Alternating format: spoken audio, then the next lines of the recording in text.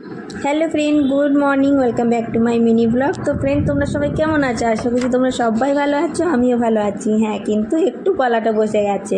কেন বলো তো? গতকালকে রাতে কোল্ড ড্রিঙ্কস খেয়েছি, সকালে উঠে আবার কি গলা বসে গেছে।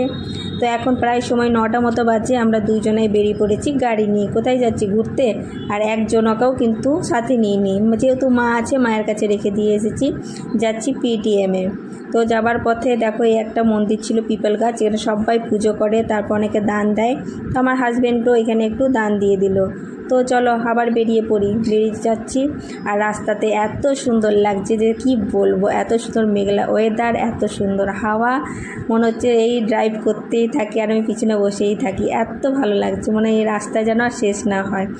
তারপরে দেখো, এই হচ্ছে একটা পেপার মিল, যেটা হচ্ছে আমাদের এখানে বলতে গেলে অযোধ্যায় এই দুটো শিল্পই আমি দেখতে পেয়েছি আজ পর্যন্ত। এই হচ্ছে একটা পেপার মিল আর একটা হচ্ছে থার্মোসের। তো এটা যেতে আসতে রাস্তাতেই পড়া, থার্মোসের মিলটা অনেকটা দূরে।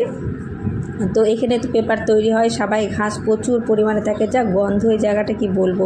আর প্রচণ্ড প্রবলেম হয় এই রাস্তাতে যেতে গেলে, হয়তো চোখ বন্ধ করতে হবে, না তো চোখে চশমা, না তো হেলমেট দিতে হবে। সবাই ঘাসে টুকরো এত ওড়ে, চোখে ঢুকলে ভীষণ প্রবলেম হয়। তারপরে এই যে চলে আসলাম সেই মন্দির, সূর্য মন্দিরটা। এখন দেখো একদমই আলোকিত নেই, একদম সিম্পল লাগছে, তাই না? এটা সন্ধ্যের সময়তে খুবই সুন্দর লাগে, একদম জাঁকজমক। তা করতে করে চলে আসলাম মেয়ের স্কুলে। এই যে মেয়ের স্কুলের অফিসের সামনে, এটা হচ্ছে ফ্রন্ট সাইডটা, খুবই সুন্দর জায়গাটা।